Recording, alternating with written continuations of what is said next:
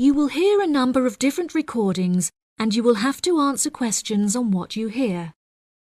There will be time for you to read the instructions and questions, and you will have a chance to check your work. All the recordings will be played once only. The test is in 4 sections. At the end of the test, you will be given 10 minutes to transfer your answers to an answer sheet. Now turn to Section 1. Section 1. You will hear a woman phoning to inquire about exhibition information. First, you have some time to look at questions 1 to 4.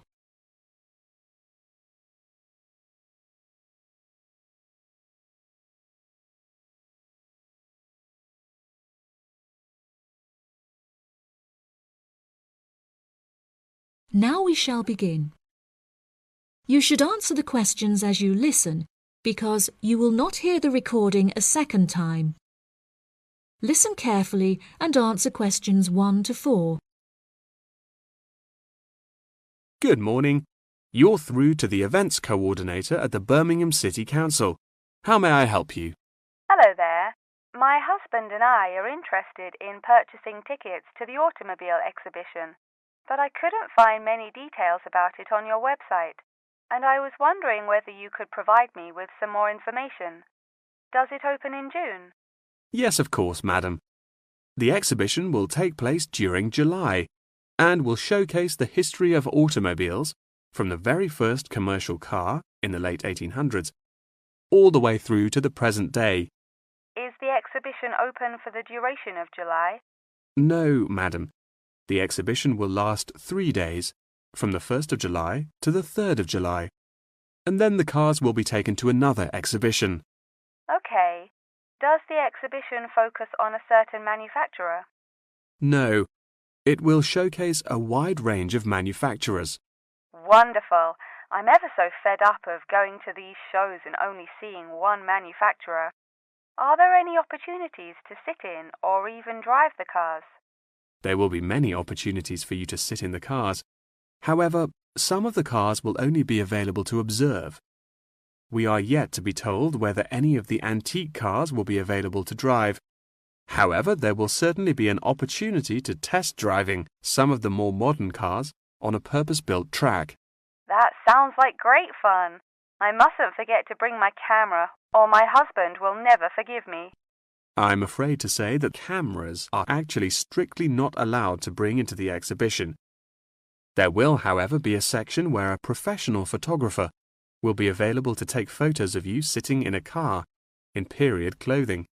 Well, that sounds like it could be fun, but I assume the photos won't be free. On the contrary, one free photograph is included within every ticket, but each photo after this will cost £5. Before you hear the rest of the conversation, you have some time to look at questions 5 to 10.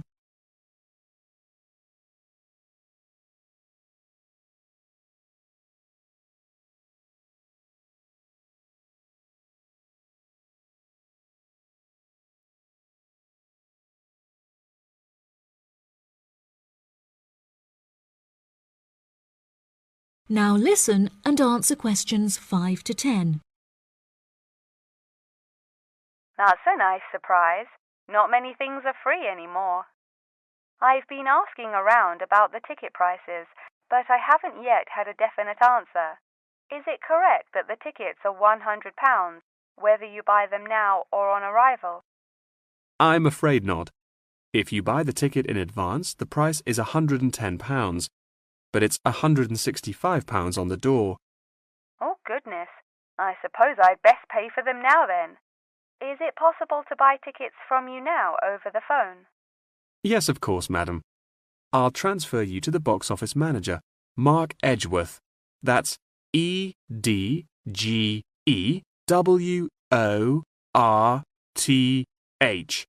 And he will probably need to take your credit card details and some personal details. Yes, that's fine. Before you transfer me, I just need to ask a few more questions. Will the exhibition be held in the Birmingham Exhibition Centre? I think that's where I went last time. No, madam. The Birmingham Exhibition Centre is currently undergoing some renovations, so this year all exhibitions will be held in the Summer Palace. Summer Palace? I'm not entirely sure where that is. Well, it's not too far from City Centre. Once you're in the centre, you should be able to find signs for the palace. If not, most people in Birmingham will be able to direct you. Neither my husband nor I am particularly good with directions. Is there anywhere I can find this information on the internet? Our website will give you an address. Perhaps you could visit www.directions.com for more detailed information, and they should be able to provide you with step-by-step instructions. Okay. And is this the best way to contact you, by phone? I think the most convenient way to contact us is inquiring online, which is much simpler than having to dial various different numbers to reach the right person. Unless you have any more questions, I'll transfer you now. No, that's great. Thank you for your help. That is the end of section 1. You now have half a minute to check your answers.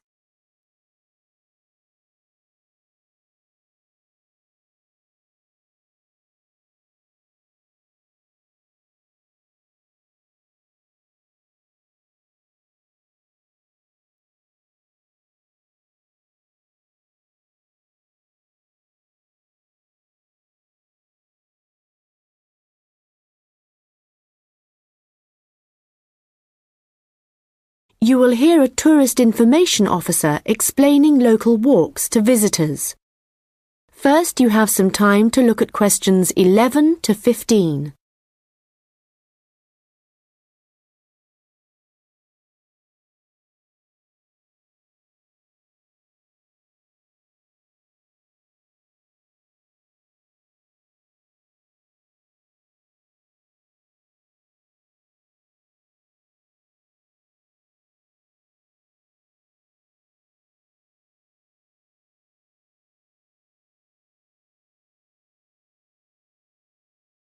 Welcome to everyone here. I hope you enjoy your stay in our village and enjoy the local scenery. I'll tell you a bit about the forest and mountain tracks in a minute, but first, I'll just give you an idea of where everything is in the village. So, we're here in the Tourist Information Center, and when you come out of the center, you're on Willow Lane, just opposite the pond. If you want to get to the supermarket for your supplies of food and water, go right. That's the quickest way, and then turn right at the top of Willow Lane. And it's the second building you come to, opposite the old railway station. If you're planning on doing some serious climbing and you need some equipment, we do have an excellent climbing supplies store just 5 minutes walk away. Turn left once you're outside the Tourist Information Center. Take Willow Lane all the way up to Pine Street. You want to go left along here. Then keep walking and go up Mountain Road on your right until you come to the next turning on the left. Head down there and you'll come to the climbing supplies store. If you get to the small building that sells ski passes, you'll know you've gone too far. You also need to head to Pine Street for the museum. It's small, but well worth a visit if you're interested in the history of the village and the old gold mining industry. So, when you reach Pine Street from here, you'll see the old railway line on the other side of the road. Turn left into Pine Street and keep going until you come to Mountain Road. And just past here, the museum will be on your left, just behind the railway line. Don't worry about crossing over the tracks. The train stopped running through here in 1985. If you're planning on following one of the easier forest walks, you might like to hire a bicycle. To get to the hire shop, again, you need to head to Pine Street. On the left-hand side of Pine Street, you'll see the town hall. Go down the little road that you come to just before it, and you'll find the bike hire shop just behind the hall. They have a good range of bikes, so I'm sure you'll find something that suits your needs. Last but not least, if you're hungry after a long day's trek, I can recommend our local cafe. Again, when you leave the Tourist Information Center, turn right and follow Willow Lane until it joins Pine Street. And right opposite, on the far side of the railway tracks, is the cafe. Before you hear the rest of the conversation, you will have some time to look at the questions 16 to 20.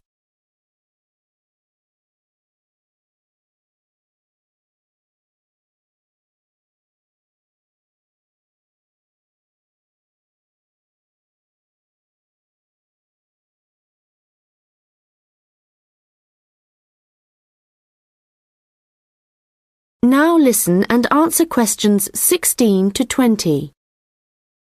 Okay, let me tell you a little bit about the different tracks we have here. All of them start at the end of Mountain Road, and you'll find a parking lot there where you can leave your vehicles. Let's start with North Point Track. It's a gentle route through lowland forest, good for biking and probably the one for you if you have small children. There's a wooden hut where you can stay at the end of the track, but be aware that it's really just an overnight shelter, and you'll need to take your own sleeping bags and cooking equipment. Another option is the Silver River Track. As the name suggests, you'd be following the river for most of the way, and you get to see some of our beautiful native birds. But the track also goes through a densely forested area. Unfortunately, the signposting isn't very good in places, and you do need good map reading skills to avoid becoming disoriented, which happens to visitors a little too frequently, I'm afraid. Valley Crossing will take you through some stunning scenery, but there are several points along the way where you'll need the level of fitness required to get over some pretty big rocks. Stonebridge is one of the shorter tracks, but very steep as it takes you up to the waterfall, and you do need to be in good condition to manage it.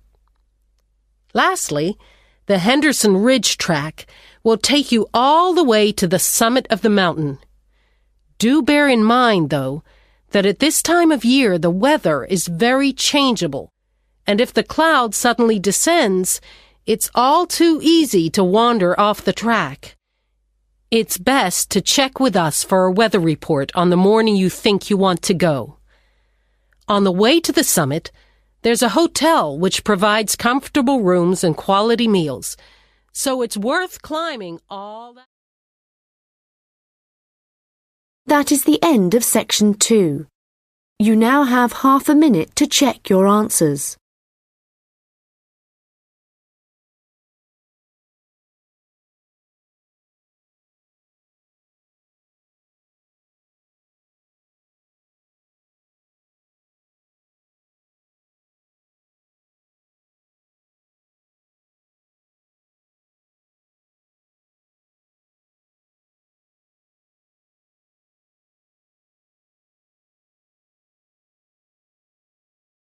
Now turn to section 3. Section 3. You will hear Jim and Jane, 2 students, talking about their professor's lecture. First, you have some time to look at questions 21 to 25.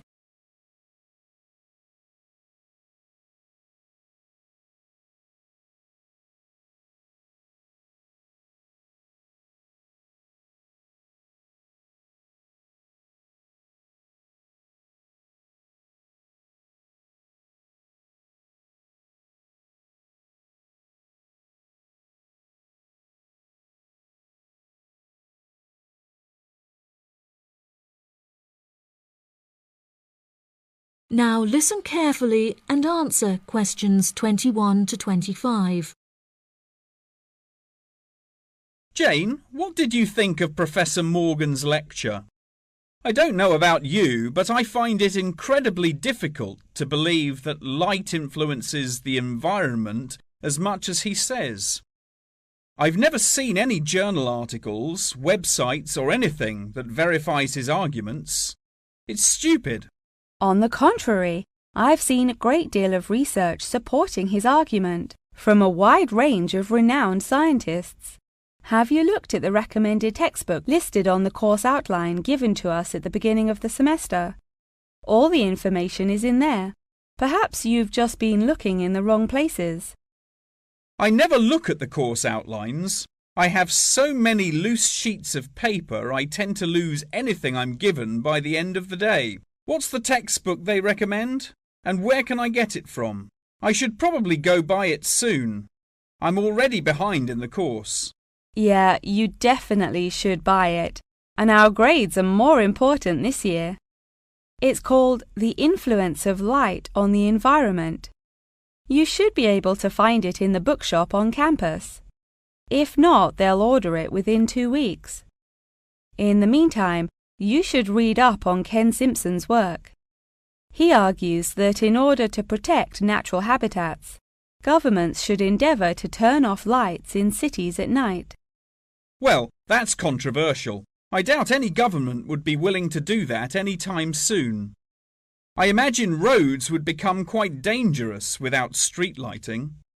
For this issue, Dave Kepler suggests they could just replace the existing lights with more environmentally friendly bulbs. They could even install solar-powered lights. That way, roads will be more eco-friendly while maintaining safety. Although I guess they wouldn't be particularly effective in colder countries, especially during the winter. That's quite a good idea, actually. The price of solar power is supposed to be on par with electricity within the next few decades, and it was on the news this morning. I've also heard that, according to Sharon Gray, in countries with more sunlight, insect-eating animals tend to be smaller in size. Since there are fewer insects, and the remaining insects produced a smaller number of eggs. Yeah, I think I read somewhere that sunlight also has a negative effect on the quality of water, but I'm not sure I believe it. In many hot countries, particularly developing countries, there is a lot of water pollution caused by factories rather than sunlight. Nevertheless, Maria Jackson says that in direct sunlight, the surface of the water becomes more translucent. Therefore, it affects the amount of sunlight that aquatic insects can absorb. Not much research has been undertaken to prove Jackson's theory, but it seems to have been widely accepted anyway. I've never heard of that. I'll have to look it up on Google. The only other theory I've studied is Barbara Swallow's study on how declined insect population adversely affects the frog population. Not that I'm complaining. I hate insects, especially spiders. You have arachnophobia? I never would have guessed. Didn't your brother have a pet black widow spider? Yes, he did, and I hated it. It escaped from its cage once, and we never found it. I had nightmares for months. Before you hear the rest of the conversation, you have some time to look at questions 26 to 30.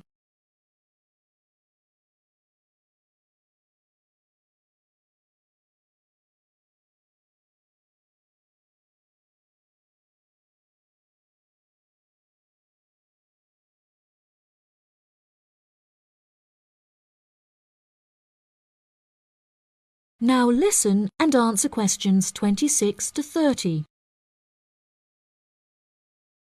Okay, now I'm getting goosebumps. Let's change the subject. What's your stance on natural and artificial light? Honestly, I'm not sure it makes much difference which one you use. Species will die out either way. I think the real argument we should consider is global warming and protection or replacement of finite fuels. Solar power provides us with an incredible opportunity to replace electricity, and governments should definitely increase spending on research in this field. The theories discussed in our lectures like Simpsons and Greys, are so vague and lack proof, so I don't understand why we even study them. I see what you mean. I don't like learning unsupported theories for exams, and I'd rather spend my time learning something else. For example, I'd be much more interested in studying the animals in safari parks than researching migratory birds, particularly the effect of tourists on the quality of life of animals. As we know, every year thousands of visitors will drive in their own vehicles or ride in vehicles provided by the facility to observe freely roaming animals. Yeah, that would be really interesting. Especially those animals living in more tropical countries like Borneo. Following on from that, I want to study how bringing animals over from foreign countries to put in our zoos affects their life expectancy. For example, do you remember when China sent pandas to Edinburgh Zoo? Apparently, one of the pandas became depressed, but it was never explained why. To me, obviously, you can't take an animal out of its natural habitat and put it in a cage on the other side of the world. It just doesn't work. That is the end of section 3. You now have half a minute to check your answers.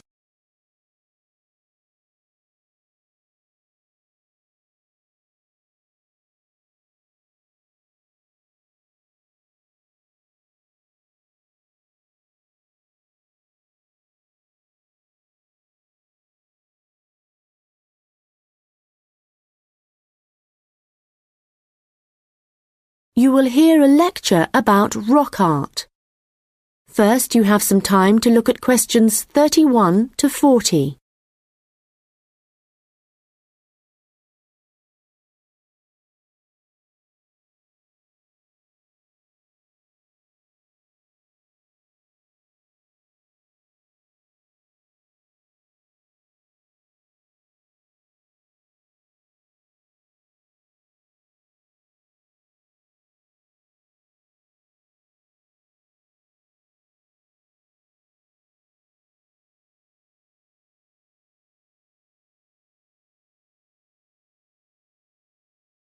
Now listen carefully and answer questions 31 to 40. Hello everyone and welcome. As part of this series of lectures on the development of early humans, today we are looking at rock art, the paintings and drawings produced by prehistoric peoples as they spread across the continents. If you've been lucky enough to look at a piece of rock art close up, you'll know it's an experience that makes you wonder about the passage of time and our own history. But rock art also has a practical value for researchers, and let's start by considering why that is. Firstly, it provides vital information about the way that people evolved, information not always easily obtainable from excavated artefacts alone. Secondly, rock art tells us about migration, where people came from and where perhaps they went next. Rock art is found all over the world, and this in itself is not surprising. But what is rather amazing, you might think, is how similar some images are, whether you're looking at a rock face in South Africa or standing inside a cave in Spain. Let me give you an example. When our ancestors drew humans, they would often draw them as stick figures. But if they drew a face, then the eyes were almost always very prominent, very open and wide. And of course, animals are very common in rock art. But one animal which is very interesting to researchers is the lizard, because whenever you see a prehistoric painting of one, it's depicted either in profile or looking down on it from above. And these drawings are produced by people of totally different cultural backgrounds. Amazing. But how can this be the case, that similar artistic styles exist in such distant locations?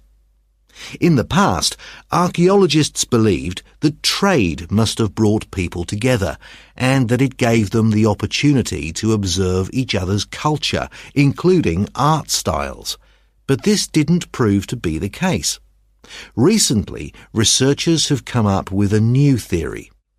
They believe that the brains of our ancestors evolved to notice certain images before others, and this was important, actually essential, because in an environment full of constant danger, it was necessary for survival. So the need to quickly recognize things that could be helpful or harmful could have had a great influence on rock art and explain why some images are more common across cultures than others.